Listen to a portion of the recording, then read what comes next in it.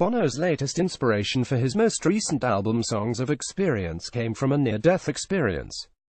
The U2 singer, 57, revealed in an interview with Rolling Stone for their January 2018 issue that he almost died but refused to divulge details about the event.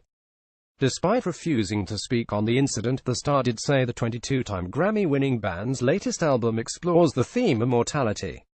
It's just a thing that people have, these extinction events in their lives. It could be psychological or it could be physical.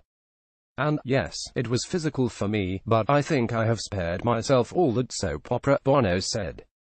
Especially with this kind of celebrity obsession with the minutiae of people's lives, I have got out of that. I want to speak about the issue in a way that lets people fill in the blanks of what they have been through, you know. He continued, it's one thing if you were talking about it in a place of record like Rolling Stone, but by the time it gets to your local tabloid it is just awful. It becomes the question that everyone is asking. His latest incident was not the first brush with illness or death for the iconic frontman. In 2000, Bono was checked for throat cancer, which turned out negative.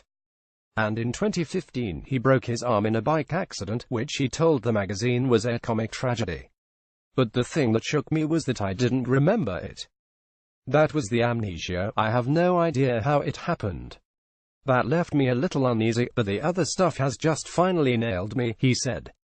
It was like, can you take a hint? The band's song, Jesus, What Have You Got For Me, explores some of the themes that Bono has been contemplating since his mortality was tested. Bono admits he had previously thought he'd let go of his fear of death, but reveals it was the exact opposite. I thought I already had, but this was the next installment in trust. You know, people of faith can be very annoying, he said. Like when people on the Grammys thank God for a song and you think, God, that is a shite song.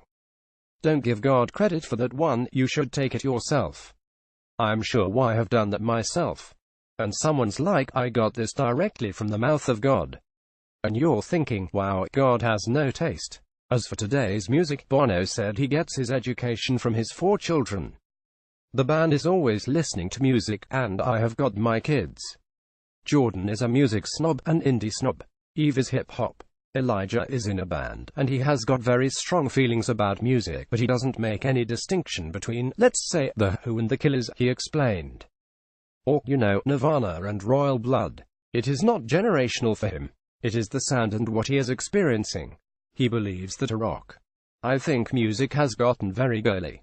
And there are some good things about that, but hip-hop is the only place for young male anger at the moment, and that's not good, Bono said. When I was 16, I had a lot of anger in me. You need to find a place for it, and for guitars, whether it is with a drum machine, I don't care. The moment something becomes preserved, it is effing over. You might as well put it in formaldehyde.